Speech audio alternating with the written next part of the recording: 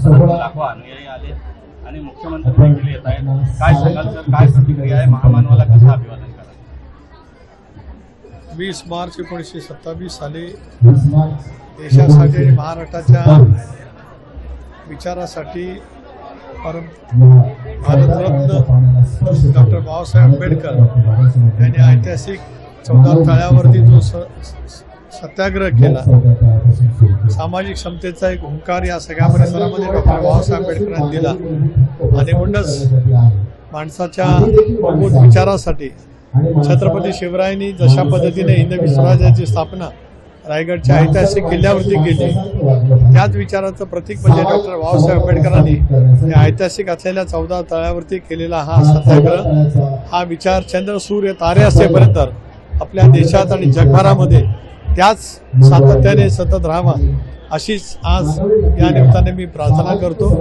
मला विश्वास आहे की देशातलं नरेंद्र मोदी साहेबांच्या नेतृत्वाखालचं सरकार, राज्यातील महायुतीचं देवेंद्रजी, एकनाथ शिंदे साहेब, सुनेत्रा वहिनी यांच्या नेतृत्वाखालचं सरकार या सगळ्या परिसराचा कायापालट करत असताना महाड शहरामध्ये सुद्धा अशा पैच्या इतिहासाचा खुणा निर्माण करण्याचं काम करेल की जगभरातले पर्यटक इथे यावेत आणि नतमस्तक व्हावं, हीच भावना माझ्या मनामध्ये आजच्या या 99 वर्ष 100व्या वर्षाची शुभारंभ होताच्या दिनाच्या निमित्ताने आहे. शताब्दी महोत्सव आणि वर्ष असताना आपण पंतप्रधान नरेंद्र मोदी साहेबांना देखील आमंत्रित करण्याच्या संकल्पनेत आहात, काय सांगाल? हां, मी तशापैकीचं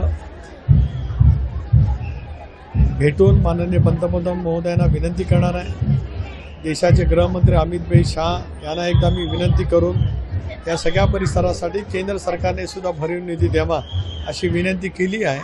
पुन्हा एकदा संसदेचे अधिवेशन असतानाच गौरवशाली भारताचे पंतप्रधान नरेंद्र मोदी साहेब यांनी 20 मार्च 2027 रोजी या परिसराला भेट देण्यासाठी यावं अशी आग्रहपूर्वक विनंती या विभागाचा लोकसभा सदस्य म्हणून माझ्याकडनं केली जाणार है. सर, 14 तालाब के सत्याग्रह की वर्षगांठ है, बाबा साहब आम्बेडकर को आपने नमन किया है, क्या कहेंगे, क्या भावना है? पूरे देशवासियों को एक गर्व का दिन आज हमारे सब के लिए यहाँ है. मैं यहाँ आके नतमस्तक हो रहा हूँ.